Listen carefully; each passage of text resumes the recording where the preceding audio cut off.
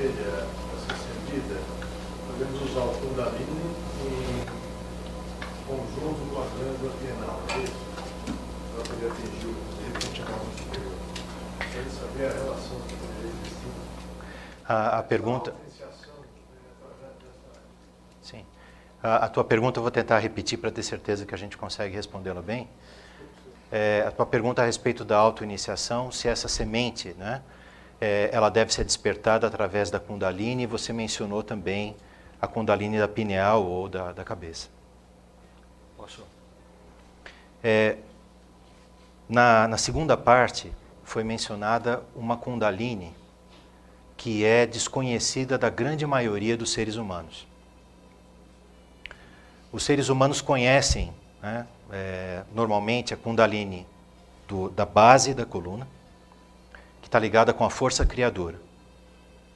Existe uma outra Kundalini menos conhecida, que é a Kundalini do santuário da cabeça, que está ligada ao círculo ígneo da pineal. Todos os processos que usam essas duas Kundalinis como base nos dias de hoje, eles são processos que acabam por reforçar a estrutura tríplice do eu. A estrutura do eu inconsciente, que é nessa região aqui, é reforçada através dos exercícios que visam despertar a Kundalini da base da coluna e fazer com que ela suba, né? Em realidade, isso é a sublimação da força criadora, da força sexual. O outro processo, que é um processo de estímulo da glândula pineal, né, é um processo de fortalecimento da conexão da consciência, do eu consciente, com o supraconsciente, com aquilo que nós chamamos de ser aural, que são todas essas energias que se acumulam ao redor do microcosmo de uma encarnação para outra, que também é um pedaço do eu, só que é um eu supraconsciente. Essas duas Kundalinis, se forem ativadas pela vontade do ser humano, elas vão acabar fazendo com que o eu consciente se torne um servidor dessas duas forças, ou do inconsciente ou do supraconsciente. Essa é a razão pela qual o processo de iniciação dos dias de hoje, dos dias modernos, onde a consciência eu se fortificou, solidificou e sofisticou, não pode utilizar a consciência eu como base. Essa é a razão pela qual a semente divina, o átomo centelha do espírito, todos nomes simbólicos como você compreende, né? Ou seja, esse centro energético do microcosmo precisa de novo ser despertado e ao redor dele se desenrola a verdadeira Kundalini que está livre do eu, que é a Kundalini do coração. Essa é a razão pela qual os Rosacruzes falam de uma cruz e de uma rosa. A cruz somos nós mesmos. A rosa é esse vórtice de fogo, essa Kundalini do coração que se abre como simbolicamente se fosse uma rosa cujas pétalas são de fogo. Olhando de cima, você consegue ter essa imagem. Imagina uma fogueira queimando, né? É essa força que não se submete e não pertence ao eu, que tem condição, como foi dito, de revolucionar os três santuários humanos, o coração, a cabeça e a ação. E a partir daí, portanto, não com o controle do eu, transformar a consciência humana a partir do único ponto universal e original no microcosmo humano. Respondi sua pergunta? Pois não.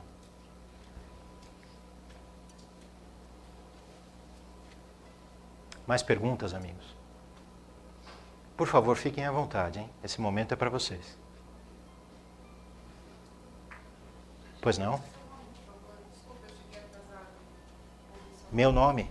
Neto e Carlos. Nós sabemos que teve um escritor que bateu a base da coluna, nosso pai também, e com isso ele despertou a Kundalini, né?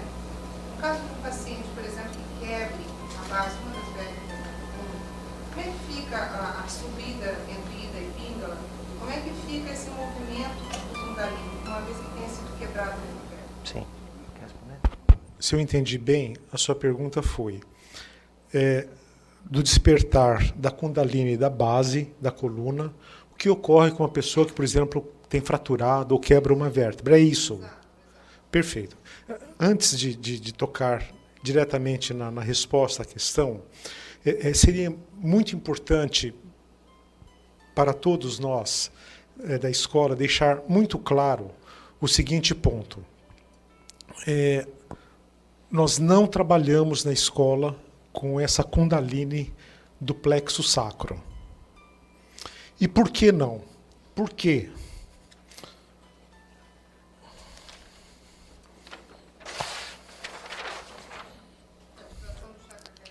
Como? Porque não é a favor da ativação do chakra cardíaco? Exatamente. Mas, fundamentalmente, há um porquê. O microcosmo, átomo centelha do espírito, e aqui eu vou fazer um desenho pior, vocês precisam de 100% de imaginação. Eu nem sei como é assim. Tá. O reencarne não é dessa personalidade. Não é do Neto, do Carlos. Nós somos aquilo que o Evangelho é categórico. Homem és pó, e ao pó voltarás. Uma vida. Nós temos uma única vida. Nós não reencarnamos, nós não somos os seres celestes, nós somos um agregado de forças desta natureza. É esse ser. O microcosmo, imagina uma esfera, ao nosso microcosmo, imagem e semelhança do cosmo, imagem e semelhança de Deus. Esse microcosmo, com o átomo centelha do espírito, que está no centro, este sim, é o que reencarna, é o que está aprisionado à roda da vida e da morte. Mas há um detalhe, esse reencarne não é linear, não é repetitivo exatamente as mesmas experiências para o microcosmo. Por quê? Porque todas as experiências de vida que essa personalidade vive ficam aqui registradas. É como se a senhora tivesse uma casa, prepara a casa ao seu gosto, uma parede, uma janela, tal, e se vai dessa casa. Essa casa é esvaziada no além e vem para o reencarne. A personalidade que recebe essa casa recebe as influências daquilo que foi desenhado no microcosmo, na janela, do corredor. Ela pega esse saldo, metaboliza e vive sua vida. Seria muito lisonjeiro dizer sua vida. Pode dizer, ele é quase que vivido a sua vida por essas linhas kármicas. Exatamente. E como é que essas linhas kármicas adentram na personalidade? Elas fazem essa síntese e se concentram no plexo sacro. Então, todo o karma humano, desculpem, toda a força satânica, com seus dois lados, bem e mal, estão aqui. Por isso, os Rosa Cruzes, os gnósticos, não tocam nesse ponto. Essa é a Kundalini do sacro. Mas o que ocorre? O que ocorre, voltando agora à sua pergunta. Obrigado, Neto.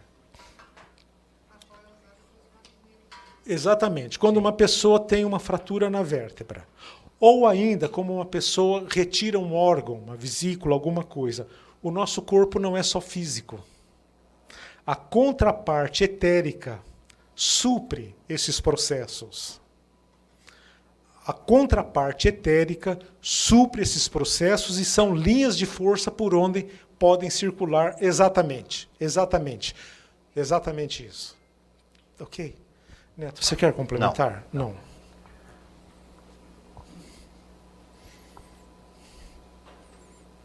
Alguma outra pergunta, amigos? Com certeza há. Fiquem à vontade.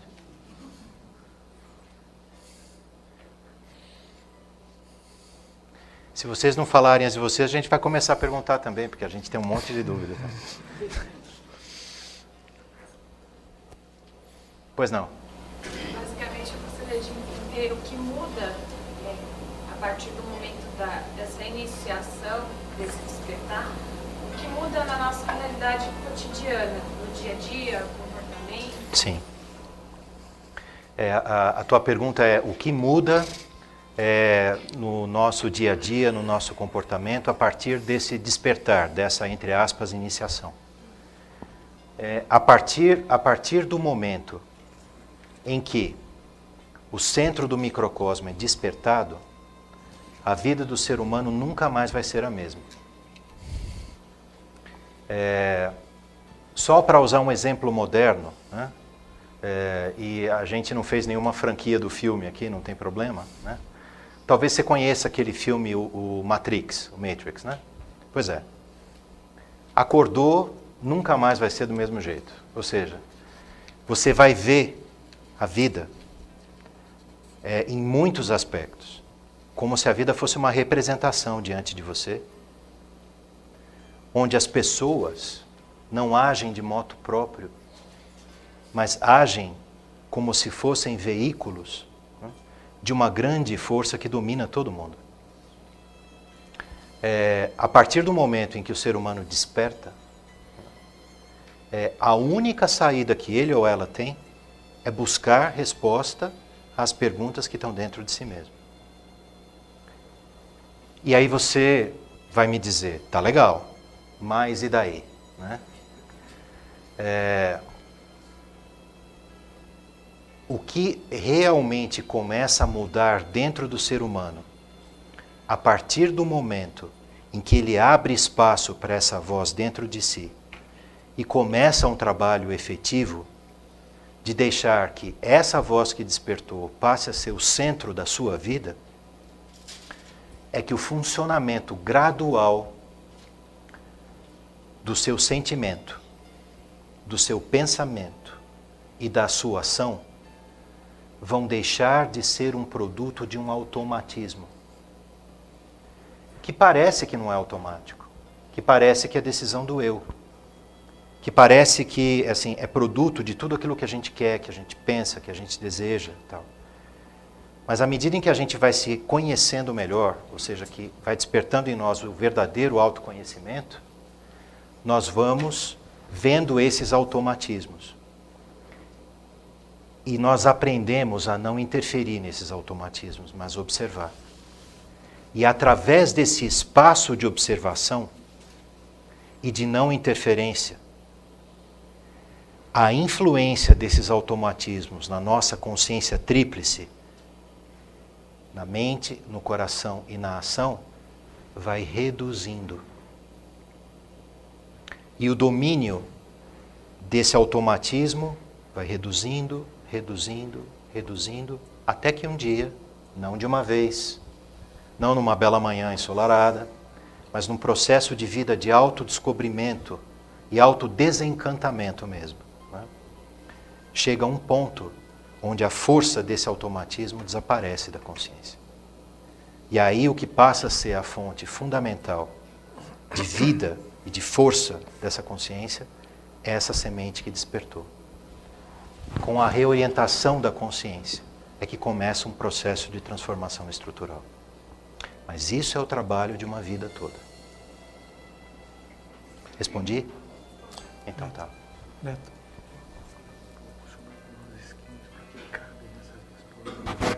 Tudo bem. Se tem outra questão. Você pode preparar. Claro. Olha, um ponto fundamental dentro dessa linha que o nosso amigo expôs é o seguinte: a escola fala que o caminho, ela fala de um caminho, é um simbolismo. Esse caminho tem 5 etapas. E a primeira etapa desse caminho é o autoconhecimento, o discernimento. Por quê? Normalmente, o ser humano comum, e nós também, quando perdemos a lucidez, nós pensamos que vivemos, mas nós não vivemos. nós somos empurrados, nós somos trabalhados, nós somos um cadinho de pensamentos, sentimentos, desejos, volições da melhor e da pior espécie que se misturam num grande caudal, e que é vertido nesse vaso que somos nós. Quando o ser humano é tocado na rosa, no seu protoátomo, e desperta, esse é o ponto, ele desperta, olha, ele desperta, ele se torna consciente, ele se torna lúcido. Um grande pedaço do caminho, para não dizer todo ele, em várias gradações, é para perceber, observar esse mecanismo que nos arrasta e que faz pensar que fomos nós que decidimos. Esse pensar, querer e agir forma em nós um triângulo desequilibrado. E conforme falamos, até você estava no nós somos, desse ponto de vista, seres desequilibrados. O testemunho disso no Evangelho por Paulo, o grande iniciado, é: o bem que quero não faço, mas o mal que não quero, esse faço. Então, a escola da Rosa Cruz Áurea nos coloca desnudos ante essa realidade. Não colocá-la embaixo do tapete, não calhar o nosso túmulo de branco, mas observar essa realidade, observar essa medusa, observar, não lutar com ela, porque perdemos. Se apanharmos de um jeito, ela nos absorve de outro. É a fuga para o deserto. Não lutar. Observar vossos pensamentos, observar vossos sentimentos, você ganha consciência e vai percebendo como eles circulam em você. Assim como os astros circulam, a lua surge, o sol surge, esses pensamentos circulam em nós. São fabricados, sobem, vêm até nós, exigem alimento, ou seja, você está ali sentada, tranquilo, vem um pensamento. Você se enamora dele, se enleia com ele, dá-lhe alimento e ele te leva a ter que realizá-lo. É como que um processo de incorporação que te toma e você faz aquilo que você não quer. Quando isso é profundamente percebido em si, e esse perceber é preciso que seja um ser maduro. Porque não é, que horror que eu sou, como que eu sou, quem que me ajuda, o que eu faço. Não. Esse observar, ele vai chegar num lugar que chama, cientificamente, beco sem saída. Por quê? Porque ele nada pode fazer de si mesmo para se safar dessa. Ele não pode fazer o outro nele despertar com saca-rolha. Não dá. E tentar sair disso, como é dito, é como tentar puxar-se de um poço puxando o próprio cabelo. Não funciona. Então, nesse ponto, vem um sentimento de um profundo autoconhecimento e de um anelo que não é do eu, mas um anelo que é do outro, por sair dessa situação. É o desejo de salvação. Um anelo que é a única coisa que não provém do eu. O filosofar provém do eu, tem traços do eu. O construir, mas o anelo genuíno não advém do eu, advém do outro. E esse anelo, ele ganha corpo, como se ele clama por uma saída, e essa saída passa pelo declínio do eu. João, o homem de Efésio, o homem que chegou ao limite de suas possibilidades, declina. O homem eu, com seu supraconsciente, com seu subconsciente e com seu consciente, declina. E passa a falar nele o homem João, aquele que prepara os caminhos para o seu Senhor, com base na pré-memória. Esse é o terceiro aspecto da gnose quíntupla. Primeiro, discernimento. Segundo, anelo por salvação. Terceiro, declínio do eu. E o quarto? O quarto é uma nova atitude de vida. é viver na vida. A nossa prova não é aqui, falando de filosofia. Que bonito, que maravilha. Qualquer acidente aqui que tivermos que sair, salve-se quem puder. É nossa natureza pisotear-se mutuamente. Isso precisa ser percebido, precisa ser vivenciado e levar essa atitude para a nossa vida, não ficar desconectado. Aqui estou eu, como aluno de uma escola espiritual. Pode perguntar que eu respondo, qual a dúvida que tem e tal. Essa é uma realidade. Desconectada da minha vida. Túmulos caiados de branco. É preciso que essa nova atitude de vida nos leve simplesmente a ser uma criança, autênticos, genuínos. É isso que nós não somos. Esse impulso da rosa, do outro, leva a cabeça ao sentimento e ao sentimento unido à ação. Você é o que você fala? Você age de acordo com a sua crença? Essa é uma nova atitude de vida. A atitude de vida do Sermão do Monte. E isso leva a uma realização. Então, o que falamos tanto em consciência é subconsciente, consciente eu, homem de Efésio, chegou no limite. Essas três consciências pertencem a essa natureza. E há outras três consciências que pertencem a outra natureza, que é consciência João, consciência Jesus e consciência Cristo. E a ponte entre elas é a pré-memória. Tá? Obrigado. Nós recebemos uma pergunta por escrito. É uma pergunta que a gente poderia falar durante bastante tempo. A gente vai tentar ser mais breve para dar tempo de que outras perguntas sejam feitas também, para que vocês possam participar. A pergunta é: vocês poderiam falar algo sobre Maria Madalena em relação ao processo? O importante aqui é que nós estabeleçamos a visão de que o Evangelho não é uma narrativa histórica. Em segundo lugar, que esse Evangelho, que na verdade está ligado à palavra de anúncio de uma boa nova, né? Ou seja, uma mensagem de algo que pode ser realizado na nossa vida, ele é a descrição de um caminho interno. Portanto, assim, obviamente, existe todo o aspecto histórico daqueles personagens que de fato viveram e etc. Mas a narrativa foi montada de uma maneira que ela descreve o processo de transformação humano. Então, assim, nós não vamos estabelecer aqui, né, nenhuma análise ou nenhuma conjectura sobre a personagem Maria ou a personagem Jesus e assim por diante, tá bem? Nós vamos falar só de duas coisas. Maria, né, que é esse aspecto do coração que foi falado, que se apresenta como várias Marias no Evangelho, né? Mas essa Maria Madalena, de fato, deve ser vista como a alma humana. A alma humana que, entre aspas, e aqui eu não estou falando isso como um juízo de valor ou moral, nada disso, eu estou usando apenas a palavra que está escrita lá no Evangelho, né?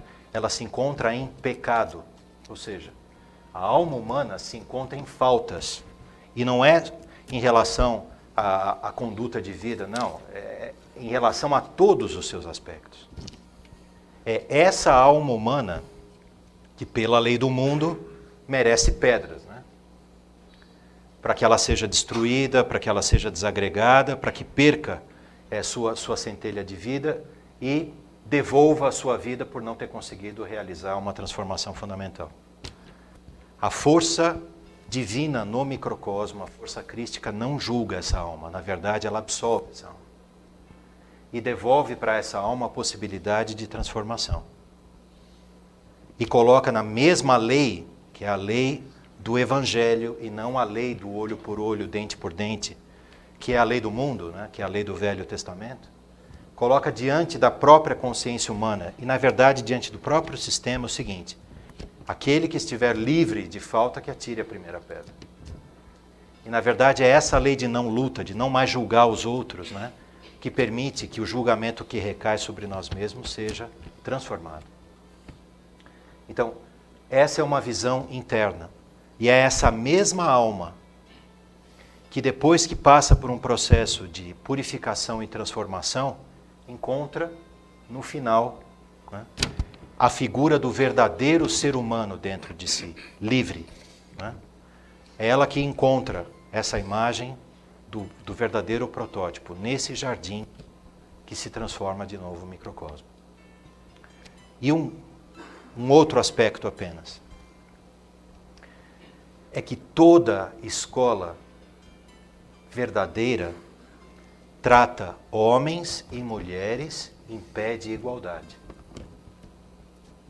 E essa foi a assinatura dos cristãos originais, dos cristãos gnósticos, que, como todas as outras escolas espirituais, né, tinha, né, sacerdotes e sacerdotisas, onde mulheres e homens atuavam juntos e sempre em pé de igualdade. Então, essa é uma outra assinatura que uma escola espiritual, uma escola transfigurística sempre traz. Primeiro, que todos os aspectos de narrativas e tudo mais se referem a um processo interior, portanto, nós da escola não olhamos para o Evangelho com religiosidade ou como aspecto histórico, mas como uma narrativa interna, e usamos o Evangelho para isso, assim como usamos o Tao Te Ching, o Mahabharata, o Bhagavad Gita e vários outros. Né? Então esse é o primeiro fundamento, e o segundo fundamento é que existe uma igualdade absoluta entre mulheres e homens. Não sei se, para quem fez a pergunta, se está respondido. Se não tiver, a gente está à disposição depois, inclusive, que a palestra terminar, para poder responder alguma coisa que não tenha sido bem respondida. Obrigado. Alguma outra pergunta? Sim. Tem mais uma por escrito. Tem uma pergunta bastante interessante que diz o seguinte: penso que não basta a vontade de despertar. O ser humano precisa estar preparado, já pronto. Muito interessante essa questão. E ela não tem uma resposta padrão, 2 mais 2, 4. Porque ela, na colocação dela, ela possibilita várias interpretações, várias camadas. E, no tocante a penso que não basta a vontade de despertar, temos que dizer o seguinte: a escola espiritual não oferece nada de fundamental além daquilo que os seus alunos já trazem ao chegar à escola. Não é possível transformar alguém num aluno de uma escola espiritual. Não é possível convencer alguém. Há necessidade de um espontâneo reconhecimento. E esse reconhecimento se faz com base numa experiência de vida, num homem que vivenciou, que experimentou, que chegou a um estado de maturidade perante a vida. As ilusões, os balões coloridos que se apresentam diante dele já não o atraem. Ele tem consciência do que é essa natureza com a sua dualidade, o seu bem e mal, o seu positivo e negativo fundidos. Então, qual é a única coisa essencial que um homem traz ao tornar-se aluno de uma escola espiritual? É o seu anelo. É a reverberação, é o desejo de salvação, é a resposta por perguntas que não foram encontradas, é um látego no coração incompreensível, é uma grande nostalgia diante do cosmo, do universo e diante do mistério de sua própria vida. É isso que ele traz. E isso é apenas uma reverberação distante. É como um círculo externo, muito distante, de um foco central. Lançamos uma pedra numa água, tem aquele foco central onde ela cai e formam-se círculos ao redor. Esses círculos são os impulsos que chegam a nós para essa busca. Mas essa pré-memória, esse desejo de salvação, não tem um valor intrínseco em si mesmo. Ele é uma reverberação do outro, do protoátomo. E isso é o fundamento para uma escola espiritual. E o que mais o homem precisa? Mais nada. Não cultura, pode ser extremamente culto e pode ser analfabeto. Nós temos os dois casos na escola. É preciso, como fundamento, o anelo do coração. O venha como estás. E se hoje ouvirdes a sua voz, não endureçais os vossos corações, mas segui o seu passo. E o ser humano precisa estar preparado, já pronto. Nesse sentido, sim. Ele traz o anelo, ele está preparado. E há uma outra questão, um outro lado, assim, uma outra camada para vir. Pensamos, o que é um ser humano pronto? E o que é uma coisa pronta? Uma coisa pronta é uma coisa concluída, é uma coisa acabada. Uma coisa acabada é uma coisa cristalizada, é uma coisa fossilizada. É uma estátua de sal, daquele que olhou para trás e falou, estou pronto. E nesse sentido, os alunos da escola, por experiência, por vezes, nunca estão prontos. Eles estão como que esse chamado para o eterno está sempre adiante do anelo dele. Por isso é que trata-se de um avançar, de um descobrir, de um descortinar ininterrupto. E o Evangelho fala de força em força e de glória em glória. Não sei se respondi, se o irmão Neto quer completar alguma coisa. Tá? Carlos, quer uma água? Tem tempo ainda. O suco de laranja você não tem, né? Não tem, só tem água. Mais perguntas? Fiquem à vontade. Pois não? Assim, mais do ponto de vista de estudo, tá? De conhecimento mesmo. Vocês colocaram, o Neto colocou o ponto de vista do homem quaternário, né? Aí os 4 corpos inferiores, né? Eu entendi que você colocou o físico, o etérico, o astral inferior e superior e o mental concreto e abstrato, né? Dentro da sua colocação, né? Seria mais ou menos isso. Assim, no livro de Max Heidel, Os Bonitos Rosa Cruz, a gente vê os 3 superiores, que seriam o Buda, o Atma e o Nirvana, né? A Rosa Cruz Áurea, ela reconhece esses 3 corpos superiores também, ou ela está de acordo com Max Heidel ou não? Como é que é? Sim, posso. Esses 3 corpos superiores que você mencionou, né, a escola reconhece com os seguintes nomes, que não são necessariamente corpos, mas são exato, né? Corpo, alma, alma, espírito e espírito, que na verdade estão dormentes, não foram desenvolvidos ainda. E de verdade, nós nos encontramos no nosso estado de vida atual dentro de uma prisão. O máximo de desenvolvimento possível que um ser humano atinge é fazer assim uma cultura da personalidade, uma cultura do seu próprio eu, né?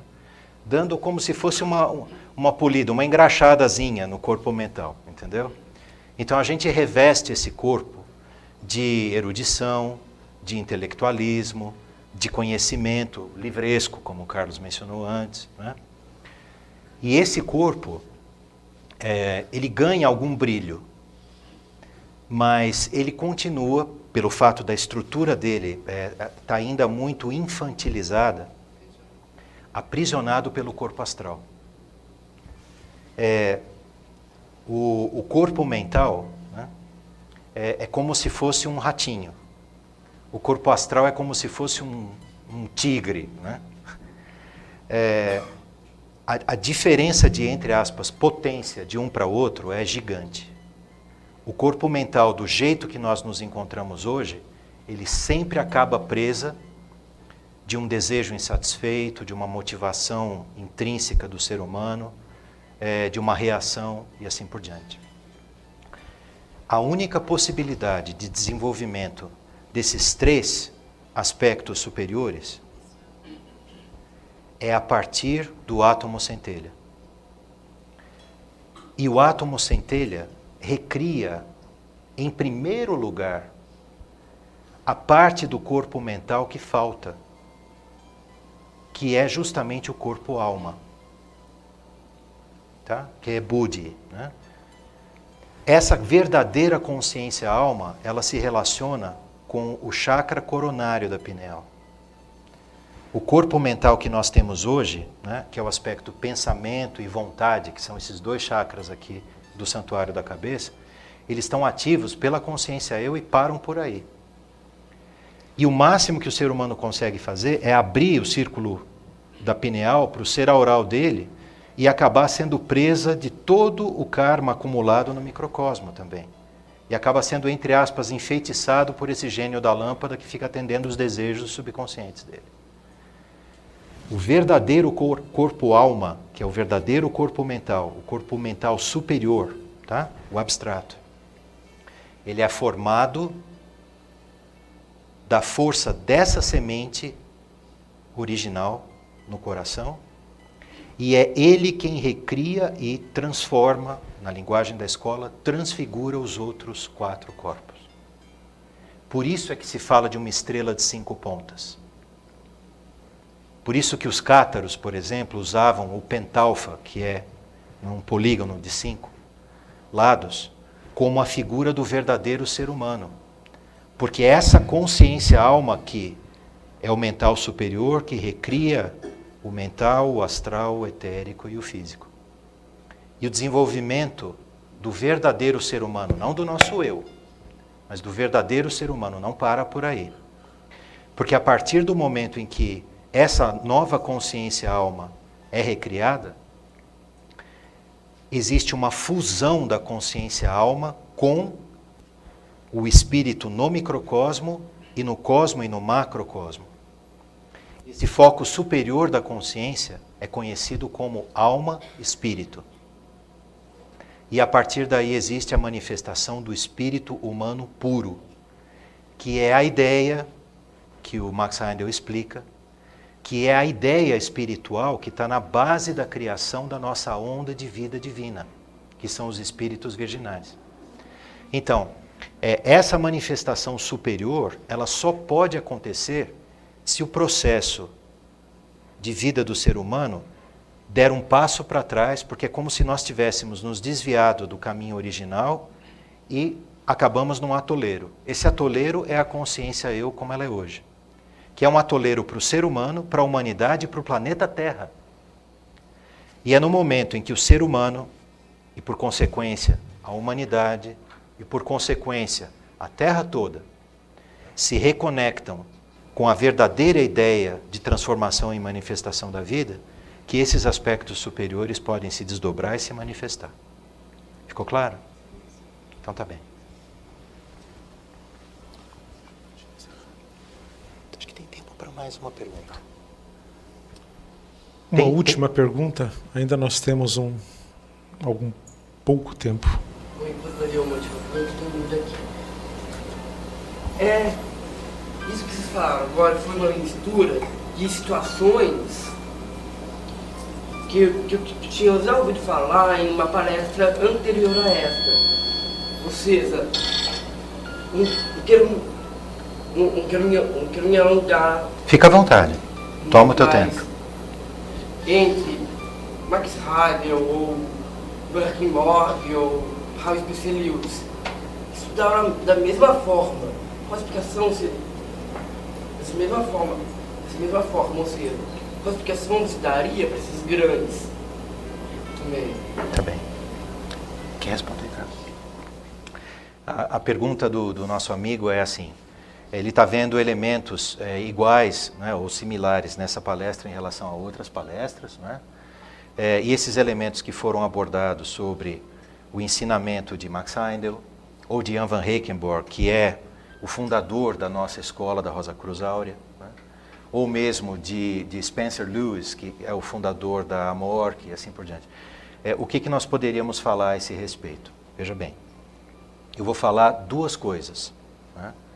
E se eventualmente não for suficiente para você, a gente pode conversar depois com o tempo que for necessário. Primeiro deles, todo o impulso Rosa Cruz tem a sua fonte e inspiração em uma mesma ideia. Essa ideia é a ideia de 4 séculos atrás, inclusive no ano que vem, nós vamos celebrar 400 anos da data onde foi publicados os manifestos dos primeiros Rosacruzes. Os Rosacruzes lá do Renascimento. Né? Esses Rosacruzes tinham como ideia central que o ser humano poderia se transformar. E que o processo de transformação do ser humano era algo que podia ser realizado agora.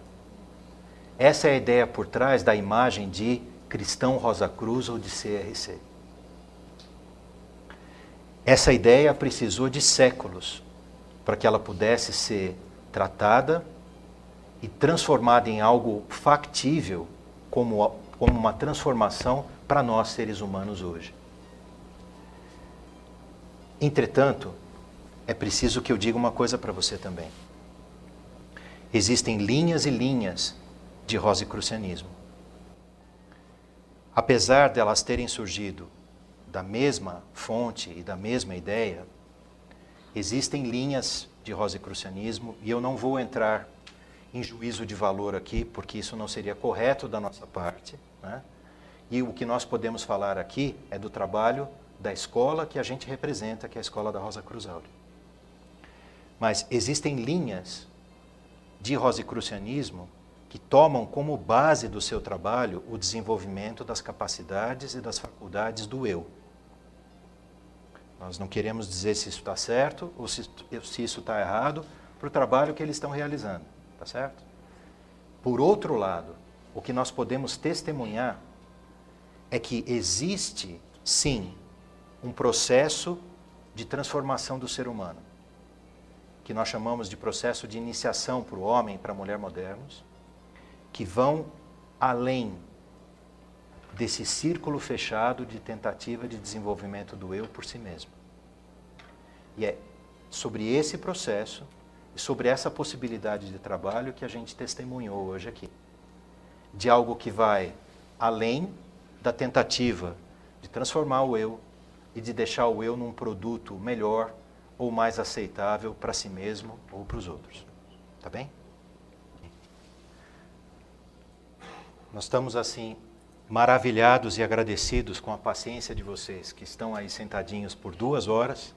Nós não esperávamos que fosse durar tanto tempo assim. Agradecemos de coração a presença de vocês e a participação ativa de vocês, porque o que dá brilho a uma conversa são justamente as questões que vocês trazem, porque são questões que brotam do imo e são questões fundamentais. Por uma questão de limite de tempo, precisamos encerrar agora, porém, gostaríamos de dizer que a gente permanece aqui à disposição de vocês para qualquer outra pergunta que vocês ainda tenham ou alguma colocação. Mas é preciso deixar claro uma coisa. Com essas palestras, com a literatura, com todo o trabalho da escola, nós não visamos angariar membros. Isso é claro. Nós não visamos convencer, nós não visamos debater como princípio de trabalho da escola. O que a escola, através de toda a sua estrutura de trabalho mundial, busca lançar um alento sobre essa brasa de luz divina que o ser humano tem em seu coração. Não importa para a escola se os amigos se filiam ou não, se acham interessante ou não, mas seria maravilhoso que essa herança divina que foi depositada no coração de cada um, como uma aliança, como um selo, como um sinal de Deus no homem, que isso seja mantido vivo. E oxalá que isso nós possamos fazer. Manter vivo esse anelo, manter vivo essa busca, manter vivo essa consciência de que há alguma outra coisa. Porque a hora que esse alguma outra coisa existe se apagar, acabou. Acabou. E o homem tem em si a chave de um soerguimento impressionante. E isso não passa necessariamente pela escola da Rosa Cruzado, isso passa pelo coração do homem. E essa responsabilidade cada um de nós tem em suas próprias mãos. Então, reiteramos os agradecimentos da presença de vocês, nem seria necessário. E agora o William tem algo a dizer. Agradecemos também, em nome da sede de Campinas, a presença dos irmãos Carlos e Neto, que vieram realizar essa apresentação aqui hoje. Obrigado.